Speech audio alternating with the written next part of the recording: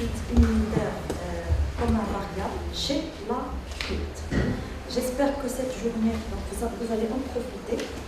Je remercie tous les intervenants qui ont accepté sans hésiter de participer avec nous au cours de cette journée.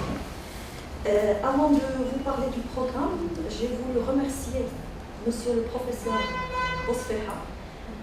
À vrai dire, c'est lui qui nous a encouragés à prendre en charge cette pathologie qui, comme vous allez le voir, n'est pas rare chez l'adulte et qui se présente sous plusieurs visages, ce qui fait que tous les spécialistes doivent être concernés, ils doivent faire le diagnostic. Donc le programme de cette journée est comme le suivant. On va commencer par parler de manifestations générales, sur le plan général, un petit peu de physiopathe, sur le déficit immunitaire. Après, on va traiter avec le professeur Touari les atteintes cutanées, surtout au niveau du déficit immunitaire variable. Sera suivi par professeur Zarba qui va nous parler des manifestations respiratoires du DICV et professeur Chiani qui va nous faire l'auto-immunité et le DICV. Par la suite, donc, on va prendre une pause déjeuner qui ne doit pas dépasser 1 heure parce qu'on a pris du retard pour commencer. 30 minutes. Non, 1 heure moins quart.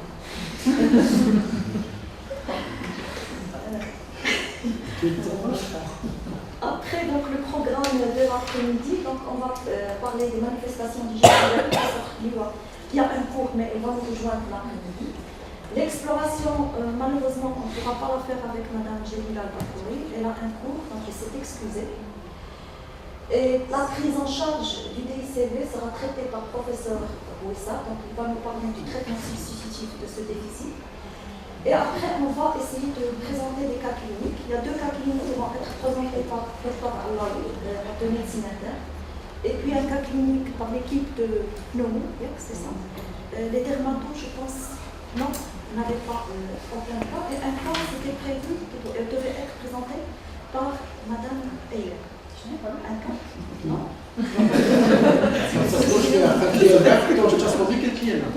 Normalement, c'était.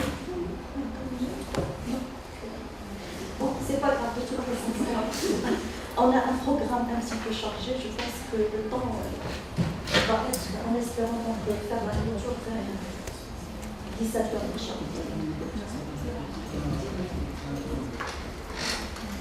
Donc, moi, je vais parler du déficit immunitaire de façon un petit peu générale. Ça sera plus des généralités. Normalement, on m'a confié de faire la revue.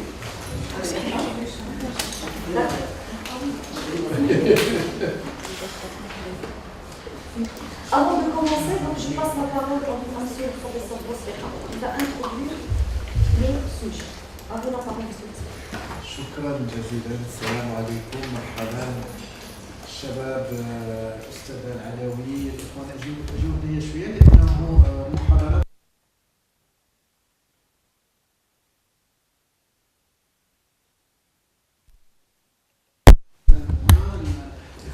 الطلبه اللي يقولوا لي شويه قدام، الله يخليك، على الاقل الصف الاول وسدوا الباب باش ما يسالش عليكم تسلتوا تبقوا معنا. مرحبا بكم.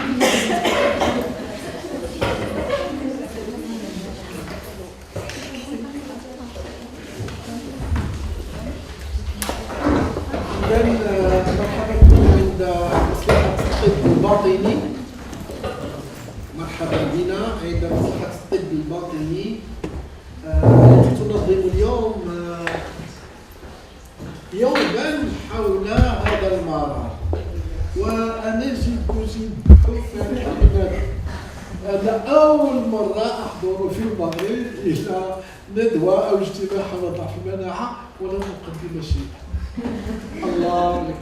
فاصبح الموضوع موضوعكم، اصبح الموضوع موضوعكم، اصبح موضوع الطب الباطني، اصبح موضوع اصحاب الرئه، اصبح موضوع اصحاب الامراض الجلديه المختبر. ضعف المناعه عند الكبار، الكبار هم اللي يقسموا يتكلموا. والسلام. قبل كانت الاستاذه هلال الدكتور عبد الحسين في الوحده كان اهتمام خاص بهذا المرضى. الاول انا كنت كنتبعهم، من بعد هما على اساس انهم عندهم تجارب يعني ميدانيه كتسمح لهم باش يعطيو واحد المده بلا تنساو هذاك الشيء اللي تعلموا، تعطيو الخبره اذا احتاجيتوهم مع مراحل الاشاره ديالكم هذا الموضوع. طيب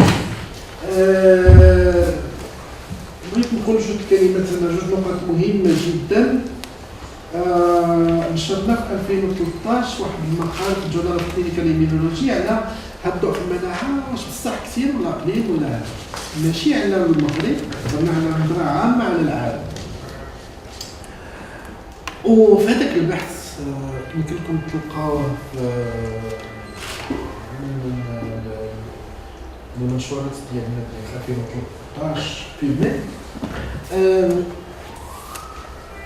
كاين واحد القضيه مهمه جدا وما كيعرفوها بزاف الاخوان دابا اللي بغاو يخدموا ضعف المناعه، هو انه ضعف المناعه اللي كيبدا من بعد سن 14 عام ما عنده حتى شي علامه الانسان حتى فات 14 عام، يعني عنده 20 30 40 50 60 70 غادي يقولوا لنا هاد ضعف المناعه اللي كيبدا من بعد 14 عام هو اكثر الامراض انتشارا في ضعف المناعه.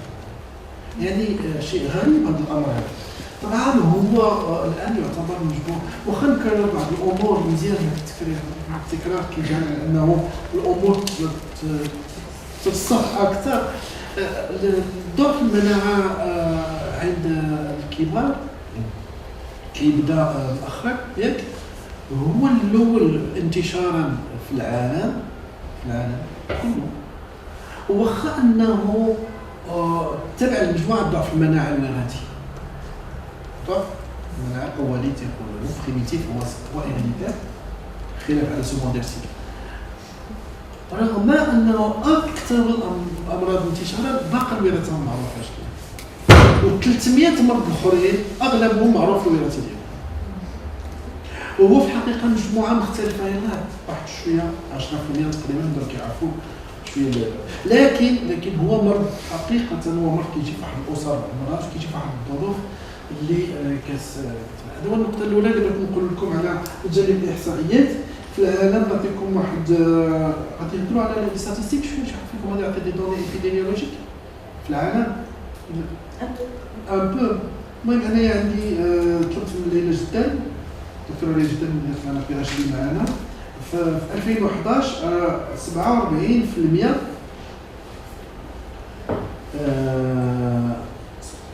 47% قاعدين ضعف المناعه كله اللي كاين في اوروبا كتنشر السجل ديالها لو ريجيستر اوروبيان ريجيستر، لو ريجيستر ديالها شحال هادو كاع المرضى 47% ضعف المناعه. فين هاد المرضى حنا عندنا كيشكلوا 10% ولا كاملش قلال وفي المغرب وهم عندنا في اوروبا عندهم 6500 مريض. اوروبا كلها يا سلامات. ولي بيبا المهم فرنسا عندها واحد النسبه عاليه على اي حال. باش ما نطول شيء، في المغرب يمكن غيكون عندنا الان خاص يكون عندنا في الريجيستر لي دافوار 15 و 20 جو كرو كون دوفري افوار 346 باسيون اللي خدمنا مزيان بحال الاوروبيين اللي خصو يكون عندنا 346 باسيون à raison entre 20 et 30 nouveaux cas par an. Mais si on tient compte que 10% des cas sont des maladies héréditaires, et peut-être qu'il y a encore plus, d'accord, dans notre contexte, on va voir des cas un peu particuliers, la probabilité que ce soit un problème que ce soit plus élevé, là, ces chiffres qui sont dans la consommation internationale. Donc, vous voyez, c'est une maladie fréquente que nous ne connaissons pas, nous, tout le monde. On connaît mieux, on connaît mieux, les jeunes vont connaître mieux certainement. Vous allez voir, c'est pas difficile à évoquer. Ça, c'est le premier point. Le deuxième point, nous avons un congrès. المؤتمر المغاربي الأول ضعف المناعة غيكون بحال اليوم الأسبوع الجاي الخميس والجمعة والسبت. مؤتمر على ضعف المناعة وفيه بزاف ديال الحصص ضعف المناعة عند الكبار، وغادي يجيو اختصاصيين متمكنين On va discuter d'auto-immunité, des déficits immunitaires, et il y aura des ateliers. Alors, اللي بغى يتقيد في المؤتمر يسول يدخل arapid.org arapid.org تما كاين البرنامج وكاين كلشي. إذا بينا هذوما النقاط اللي بغيت نقول، وشكرا جزيلا ومرحبا بنا عند لي زانتيرنيست اللي يكلموا اللي كيصدقوا لي جون. الله يعطيكم شكرا.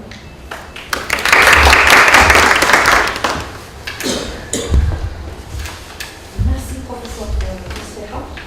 Alors, par cette introduction, vous m'avez facilité la tâche. Donc, je rentrerai juste dans le vif du sujet. Donc, par définition, déficit immunitaire primitif ou héréditaire, ce sont des pathologies génétiques où l'un des acteurs du système immunitaire est absent ou ne fonctionne pas correctement. Donc, j'ai pris ce schéma exprès pour faire juste un petit rappel sur la réaction immunitaire. Donc, suite à l'introduction d'un pathogène, donc, il y a une stimulation dans l'organisme, une stimulation de la réaction immunitaire qui fait appel à deux types d'immunité. Donc, il y a l'immunité innée, dont la cellule effectrice principale, c'est la cellule dendritique, qui s'active. À son tour, donc, elle active l'immunité adaptative. Donc, cette immunité innée est non spécifique. Par contre, l'immunité adaptive, elle fait appel aux lymphocytes B et T. C'est une immunité qui est spécifique donc, pour répondre à cet antigène.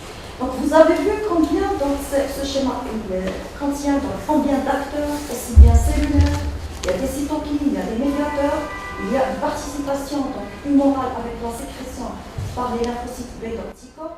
Donc, tout déficit concernant ces différents acteurs peut nous conduire à un déficit immunitaire primitif. Donc,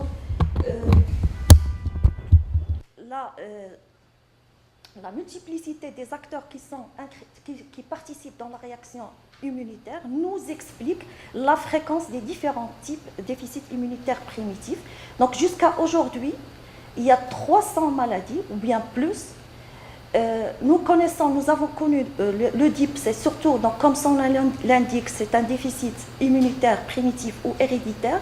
Ça laisse supposer que c'est une pathologie qui touche surtout l'enfant. En fait, c'est non. Donc, il y a des DIP adultes, et peut-être même le DIP adulte, il est plus fréquent que chez l'enfant.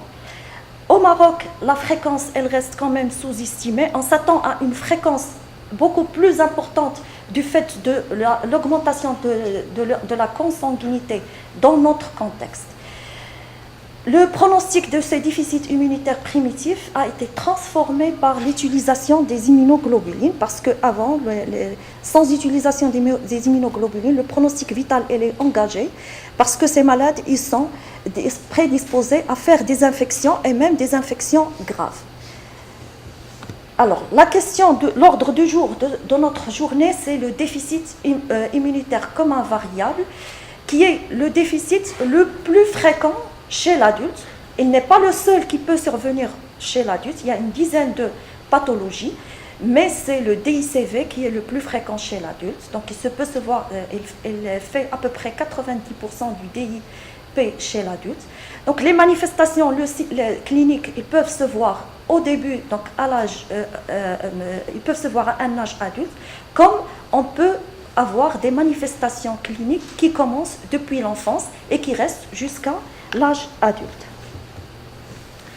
Donc, par définition, le DICV, c'est un déficit en anticorps. Donc, il y a un problème un défaut de production d'anticorps, donc un problème au niveau de l'immunité humorale. Sur le plan biologique, donc, il est caractérisé par une hypo-IgG ou hypo-IgA, plus ou moins, donc hypo-IgM. Il touche aussi bien, avec la même fréquence, l'homme que la femme. Le diagnostic chez l'adulte, il est fait entre 15 et 30 ans. Et il existe, donc, il est héréditaire, donc il y a des formes familiales. J'ai touché juste un petit mot sur l'épidémio, je n'ai pas trop détaillé. Donc, comme vous voyez, le déficit chez l'adulte, il est présent dans les différentes séries qui ont été rapportées dans la littérature. Le DICV, donc dans les grandes séries, il est le plus présent, parfois même, le pourcentage peut arriver à 50% des DIP de l'adulte. Donc sur la série qui a été présentée par Dr Allaoui en 2004, donc on a à peu près 21 cas de DICV, dans 57 actuellement adultes. Je crois qu'on a plus de 21, donc je n'ai pas un chiffre exact. Donc j'ai essayé de mettre juste un petit mot sur la physiopathe qui n'est pas très bien élucidée. Donc c'est un déficit héréditaire, donc ce qui suppose qu'il y a des anomalies génétiques. Donc certes, qui dit origine génétique, devant la présence, donc les facteurs en faveur, c'est la présence de formes familiales, dans 20% des cas de DICV, et il existe des mutations mendéliennes de gènes impliqués dans la production des immunoglobulines. Alors, les anomalies génétiques les plus fréquemment dépistées ou trouvées chez les patients qui ont un DICV sont de l'ordre de 4. Cela n'empêche, ces 4 gènes qui ont été explorés ne sont pas suffisants pour expliquer tous les déficits, donc toutes les anomalies génétiques. Il y a des DICV où on n'a pas d'explication, on n'a pas de gènes qui ont été mis en évidence. Donc la délétion, le premier, c'est le gène codant l'ECOS ou l'ECOS. C'est l'anomalie génétique la plus fréquente. Alors pourquoi l'ECOS? Quel est son rôle? C'est une molécule qui est co-stimulatrice et elle empêche l'expression du lymphocyte T. Et on sait très bien le rôle dans la réaction immunitaire de lymphocyte T, donc pour activer le B, pour qu'il peut produire les anticorps. La deuxième mutation, ça concerne le gène codant le TACI. Le TACI, c'est un récepteur de la famille du TNF qui est impliqué dans la survie du lymphocyte B. Troisième, c'est la mutation du gène codant le BAF qui est impliqué également dans la survie du lymphocyte B. Et le quatrième déficit ou défaut génétique, ça concerne les CD19 qui sont exprimés par les cellules B et qui permettent la régulation, la signalisation, la modulation, le développement et l'activation, la prolifération donc, des lymphocytes B. Donc ils jouent un rôle très important dans la prolifération des B. Alors si on veut schématiser plus ou moins la physiopathie du déficit immunitaire comme un variable, parce qu'on a dit c'est un déficit qui est humoral, ça concerne la production des anticorps. La production des anticorps, on sait très bien qu'ils sont produits par les B, qui deviennent matures et se transforment en plasmocytes. Mais pour que ces B fonctionnent, ils ont besoin d'un signal par les lymphocytes T. Donc, qui dit déficit en anticorps, supposons que toute cette boucle, on ne sait pas l'anomalie, elle est où.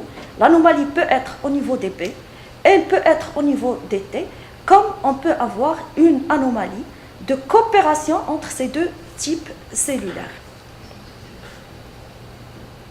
Donc, juste un petit rappel sur la lymphopoïèse, donc pour le lymphocyte B.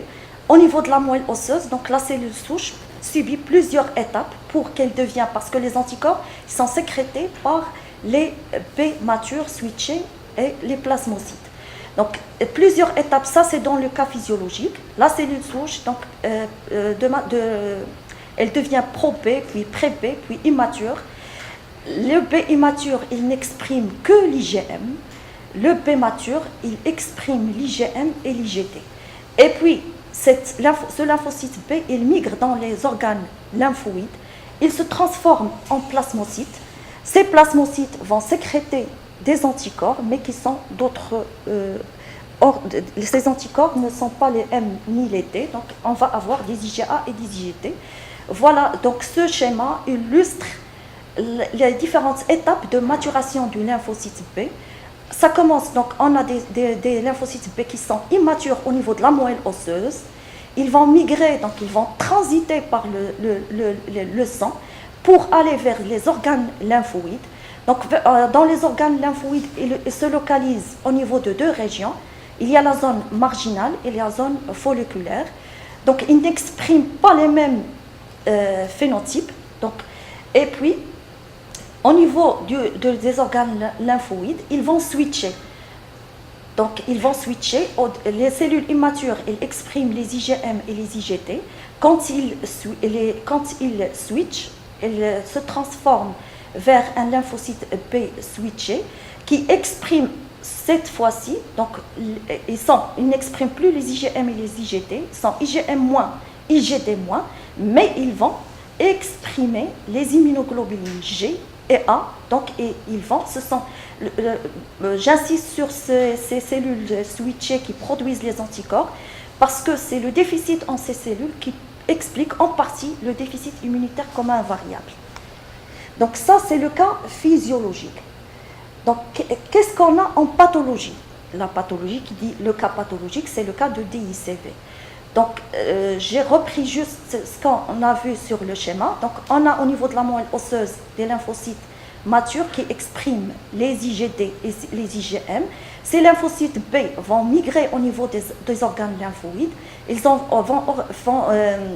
rejoindre deux zones, la zone marginale et la zone folliculaire. Et puis après, quand ils terminent leur maturation, donc ils vont switcher vers la classe qu'on appelle classe switched memory B, celle qui n'exprime pas les IgM et les IgT. Là, c'était des B matures qui expriment les IgM et les IgT. Par contre, ils vont exprimer les IgA et les IgG. Et ils jouent un rôle très important, ils vont produire des anticorps. Alors, quelle est l'anomalie qu'on trouve dans le CIVD? Dans le CIVD, on sait très bien le rôle dans la production des anticorps que le rôle de la classe Switched Memory B-cell. Donc, dans le DICV, on va trouver cette classe qui est diminuée avec une classe. Donc, la classe qui joue un rôle très important dans la production des anticorps, elle est diminuée au dépend. Donc, on va trouver les transitionnels B-cells qui sont augmentés et également les lymphocytes B qui expriment le CD21 qui est augmenté. Donc, si on se résume en faisant le phénotypage B et T, dans le DICV, on se trouve, quelle est l'anomalie au niveau des B? On se trouve devant une expansion des lymphocytes B naïfs au dépend des lymphocytes B mémoire. Ce sont les mémoires qui sont déficitaires. Par contre, en ce qui concerne les lymphocytes T mémoire, les lymphocytes T, on se trouve devant les T mémoires qui se trouvent en nombre beaucoup plus important. Mais le rôle des lymphocytes T n'est pas très bien clair dans le déficit immunitaire comme invariable, comme celui pour les lymphocytes B. Donc, après ce petit rappel sur la physiopathe, la classification. Alors, plusieurs classifications ont été proposées pour le déficit immunitaire comme invariable. Dans la dernière qui a été publiée en 2008, c'est l'Euroclass. Donc, qu'est-ce que c'est que cette classification? C'est une classification immunophénotypique. C'est-à-dire, on va prendre les lymphocytes B et étudier les différentes sous-groupes de ce lymphocyte B grâce à la cytométrie. La technique utilisée, c'est la cytométrie en flux. Alors là, c'était une série européenne, c'est pour cela qu'on l'avait appelée Euroclass. Donc, on prend les lymphocytes B, on les met dans le prélèvement sanguin dans la cytométrie en flux, dans l'appareil. Si on trouve un pourcentage supérieur à 1% de lymphocytes B, on les appelle groupe B+. Si on a un pourcentage qui est inférieur à 1%, on les appelle groupe B-. Ce groupe, il se trouve dans un pourcentage très minime, donc dans environ 10% dans le DCV, parce qu'on sait très bien que l'anomalie dans le DCV, c'est une anomalie de production des anticorps. Donc souvent, le lymphocyte B, il est là. Donc le pourcentage, il est supérieur à 1% de B, donc c'est les B+. Donc on va s'intéresser à ce groupe, qui sont les B+. Donc ce groupe, on le subdivise en deux autres sous-groupes en fonction du pourcentage des lymphocytes B mémoire. Donc moins de 2% de B mémoire, on l'appelle groupe SMB-, c'est-à-dire switched, les lymphocytes qui ont switché. plus de 2% de B mémoire, on l'appelle groupe SMB+. Ces différents sous-groupes, eux-mêmes, on va les subdiviser en deux autres sous-types. Donc, en fonction, donc les SMB- en fonction du CD21, donc si on a un pourcentage supérieur à 10%, à 10%, pardon, donc on parle de CD20 low. Si on a des CD20 qui sont inférieurs à 10%, donc on parle de CD20 norme. Deuxième partie, donc toujours dans ce groupe SMB-, on le subdivise en fonction de la présence des lymphocytes B transitionnels. Donc supérieur à 20%, c'est le groupe 9%, pardon, c'est le groupe SMB- transitionnel high. Inférieur à 9% de lymphocytes transitionnels, c'est le groupe SMB- T norme. La même chose, donc comme on a fait pour les SMB-, on va le faire pour les lymphocytes SMB+, c'est-à-dire ceux qui ont, le groupe qui a un taux de lymphocytes B mémoire supérieur à 2%, en fonction du CD21. Donc on va individualiser également deux sous-groupes, SMB+, CD21 low et SMB+, CD21 high. Donc, quel est l'intérêt de cette classification? Donc, cette classification a un intérêt de rattacher ou bien de faire le lien entre le phénotype immunologique et le phénotype clinique. À titre d'exemple, donc, pour les gens qui ont un sous-groupe SMB-, ce sont des gens qui vont développer plus de splénomégalie et plus de maladies granulomatose. Les gens qui ont des lymphocytes B transitionnels avec une incidence élevée, ce sont les gens qui vont développer plus des adénomégalies. Alors, je ne vais pas détailler la clinique parce qu'elle fera l'ordre du jour, elle va être détaillée par les différents spécialistes, mais je ferai surtout des généralités. Donc, les principales manifestations cliniques, comme vous avez vu, ils sont dominés par les infections. Donc, DICV comme un variable, c'est les infections au premier plan. Et les infections qui sont prédominantes au niveau des voies aériennes supérieures, les surinfections des dilatations de branches, les infections digestives. Deuxième atteinte par ordre de fréquence, c'est les maladies prolifératives, que ce soit lymphoïdes, les granulomatoses, la splénomégalie, les lymphomes, le cancer. Je pense devant les infections, le problème ne se pose pas. Le problème se pose surtout quand il s'agit des manifestations prolifératives. Il faut penser au DICV. Quand il s'agit de maladies auto-immunes, il faut penser également au DICV, surtout donc, dans les PTI, donc les purpura immunologiques. Donc, ce tableau illustre la fréquence des manifestations cliniques donc, dans les différentes séries. Donc, voilà toujours la prédominance des manifestations infectieuses, surtout respiratoires. Donc, vous avez vu le pourcentage, c'est entre 91 et 94%, suivi par l'atteinte digestive, les hépatopathies, la splénomégalie, l'auto-immunité. Donc, on verra tout ça au cours des exposés prochains. Alors, quand est-ce qu'il faut évoquer un DICV? C'est devant des infections répétées ou chroniques, surtout devant des infections des voies aériennes supérieures, devant des pneumopathies récidivantes, devant des signes digestifs à type de diarrhée récidivant. Parfois, donc, c'est en fonction du pathogène. Par exemple, on peut, avec certains pathogènes comme Salmonella, Campylobacter, Listeria, on peut évoquer le DICV dès le premier événement. Avec d'autres, peut-être, c'est quand l'événement est récidivant.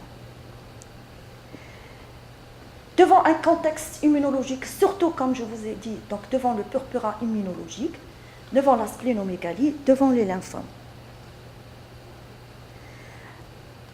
Donc, après avoir évoqué le DICV, il faut le confirmer. Donc, on commence classiquement par l'interrogatoire, la recherche de maladies infantiles, la recherche de consanguinité, donc forme familiale, faire l'arbre généalogique, chercher s'il y a un décès dans l'enfance, chercher s'il y a des infections, des signes d'auto-immunité, et ensuite faire un bilan biologique. Donc, normalement, je n'ai pas détaillé l'exploration biologique, c'était censé que Dr Bakouri, elle la fera, mais je vais juste toucher un petit mot.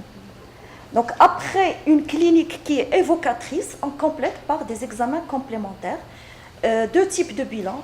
On a un bilan de première intention et bilan de deuxième intention. Première intention, donc on fait une numération formule à la recherche surtout de lymphopénie, leucopénie, neutropénie, pardon, l'électrophorèse des protéines à la recherche d'hypogammaglobulinémie, le dosage pondéral des immunoglobulines, donc le dosage qui doit comprendre IgG, IgA, IgM et IgE. Puis après, par la suite, on complète si on a des anomalies.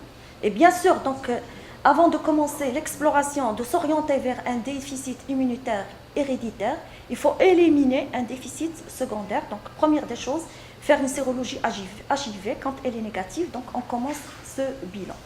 Deuxième intention, donc phénotypage des lymphocytes. Devant toute suspicion, devant tout DICV, donc il faut faire le phénotypage aussi bien des lymphocytes B, T que des naturels killers. Et également, donc, sans oublier les tests génétiques et moléculaires. Le diagnostic positif, il repose sur les critères PAGID et EGID. Donc, ces critères permettent de nous dire que le diagnostic est probable si on a un déficit de 2 ou 3 isotypes majeurs, à savoir IgG, IgA et IgM. L'installation, donc c'est après l'âge de 2 ans. Le déficit immunitaire, c'est un âge, comme un variable, c'est l'âge quand même un petit peu avancé. Et la réponse pauvre, ou bien l'absence d'hémagglutination, la réponse pauvre aux vaccins, aux différents vaccins utilisés.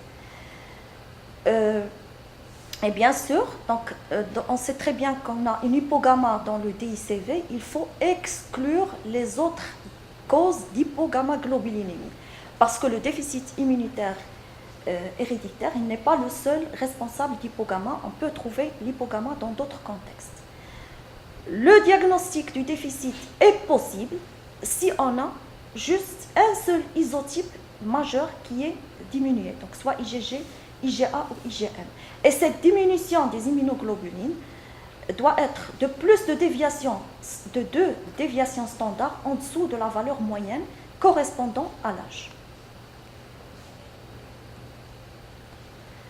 Donc les autres causes d'hypogamma secondaires donc, sont diverses, surtout les hémopathies lymphoïdes, le syndrome néphrotique, l'entéropathie exudative.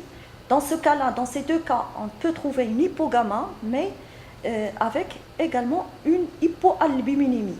Dans le DICV, le taux d'albumine, il reste normal.